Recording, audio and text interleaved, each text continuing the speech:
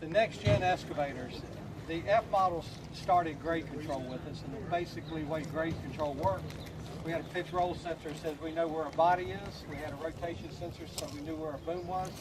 Rotation sensor up there so we knew where a stick was, and then we put in our measurements for our bucket. So that I could go out to a grade stake, and if it says 6 feet down, 2% fall on it, I could program that into the computer and it would actually pull it. And that's what this has gotten now. It's IMU. But not only does it have the technology to do this type thing, you can see where I've dug up a little bit right here. And that's what we call e-fencing. So e-fencing, I just went out physically, put my tips in the ground and turned on e-fencing for wall. So I'm pretending I have a wall or a barrier there, and that's as far as that stick, bucket, or whatever you drag out there will go. So it's really neat to show it because I can sit here with the tips and I can push your tips out, go out, and you'll see it stop right at that line. I can curl the bucket back in and use the heel of the bucket, and there again the computer knows that rotation of the bucket. So it will stop on that same line with the heel as it will with the tips. So that's a huge safety feature.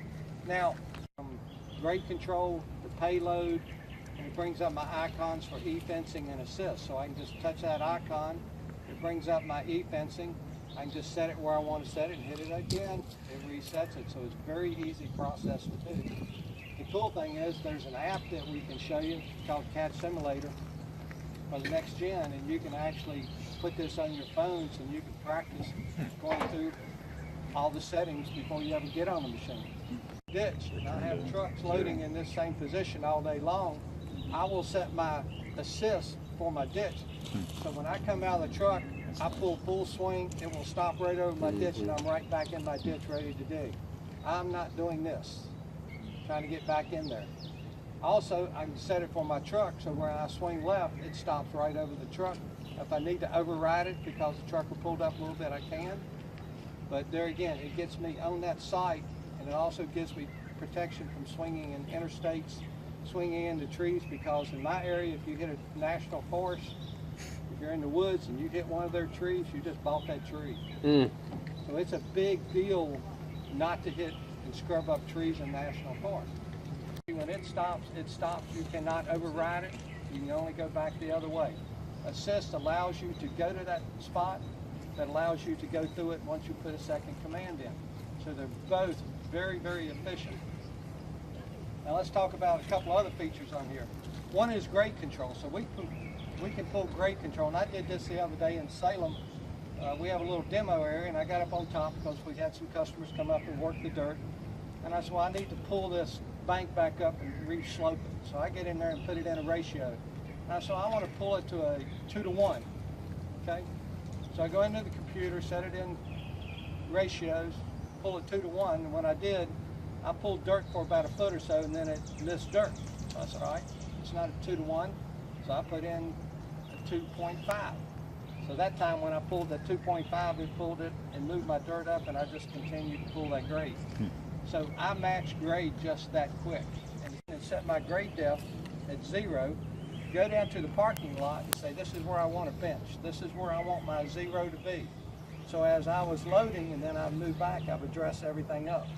So when I finished loading about 30 trucks that day, his grade is now on grade from this bench because I used that grade control. Let's just say it says 6 foot down and I want to pull whatever degree up, okay? Maybe we got a water line that's going to go this way, but we're pulling it back. So I'm going to go, all right, I want a 2% rise out of the hole. So it goes 6 feet down or whatever, and then it starts pulling its rise. All right, so once I move back, my rise is on grade. So I have no more depth. So I set that at 0, right? And then I just leave the 2% in there and it picks up that grade and it continues to pull that grade out until you're out.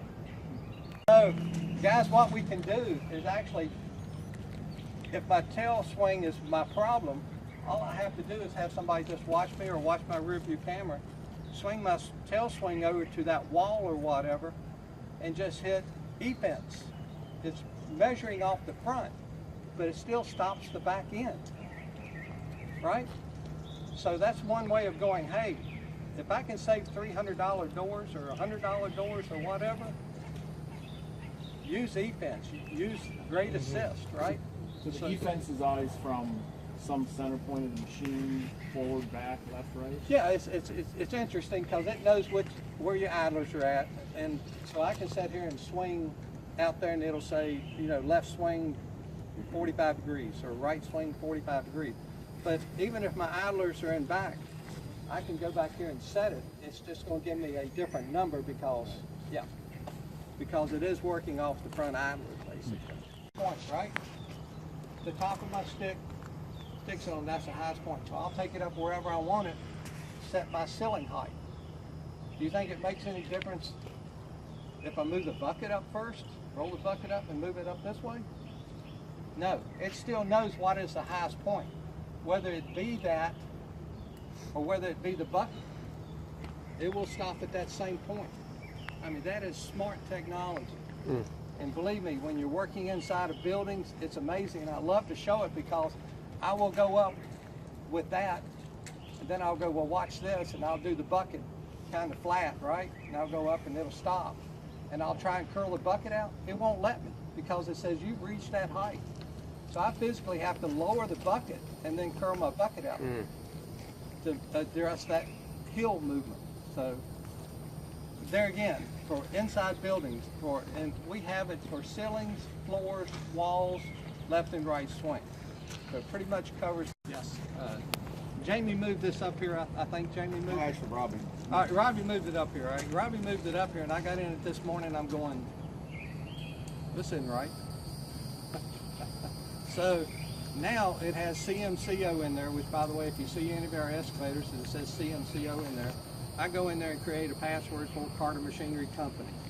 So now it has Carter Machinery in there and my password in there. So I put my control patterns how I like it. I can set my air conditioning, I can set my radio, not only all my joystick buttons and controls, I also change the speed. He had it on fast, I put it on medium for demo reasons and things like that. So I can customize every single thing for my operators.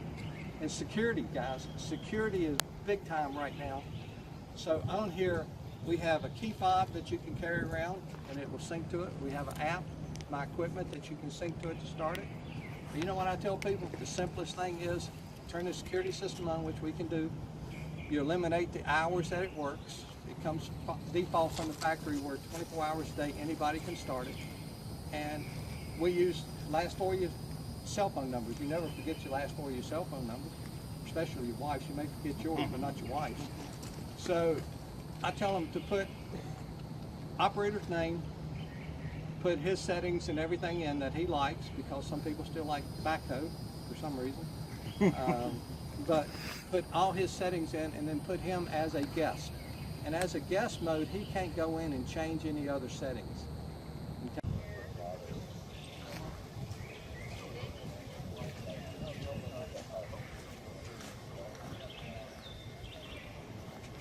So we got our lesson on e-fence. Now he's actually going to do a live demo. It's July 9th at CAT's research facility in Clayton. They call it Clayton or Claytonville? Clayton? Clayton.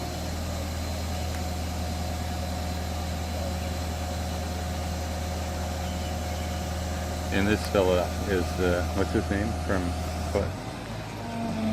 The operator? Yeah. Richard? Yeah. Yeah. So that was a lesson from Richard. He's showing e-fence, so he's setting his limit right here. So if that's the max you should reach. And he's tuning it. He just set e-fence. It's kind of good he explained all this before the equipment's running. It's kind of hard to do once the equipment is running.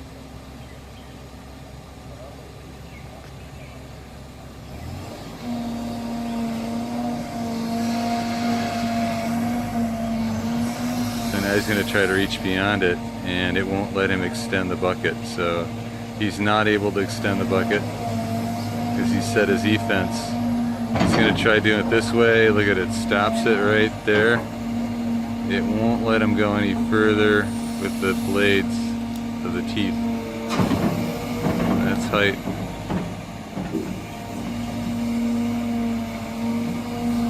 so it will not let him go past that line. It won't let him unroll the bucket because of the e-fence is preventing it. Pretty cool. It's going to do the same here to me now. Coming at me. That's the maximum it would go. He won't let it extend any further. So is e-fence radial? Is it a big diameter as well? I believe so. Okay. I don't know for sure, but Yeah. He also said that there's one setting. You can't do multiple settings. It's just one, which I think keeps it simpler. And yeah, you could see him trying to wiggle it. He was trying to wiggle.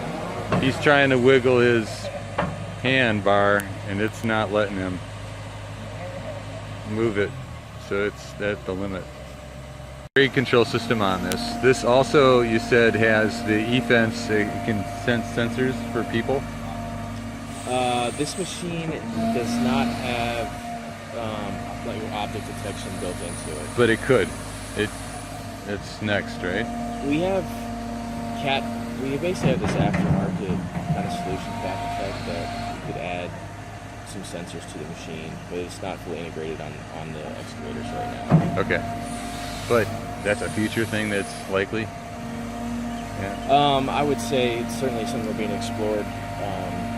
Clients demand. If it would be offered from the factory, if and when, I'm not sure. The cat detects an aftermarket thing, so you buy one and then you have the cat detect installed. There is some products like larger mining equipment that's integrated into those products, but there are sensors. He's showing the depth now, right? Isn't he? Yes, okay. I believe he put a bottom floor there, so he's not going to dig deeper than that. Yep. Yeah, I knew about the mining equipment having the more sophisticated controls, but we're after is this kind of the A320. Yeah, I know. It's Chris Morgan. Learn how to use, this is a micro excavator here on July 9th at the CAT Research Lab. Here's our safety man, John Sullivan, learning the proper ways to pick up tires with a backhoe.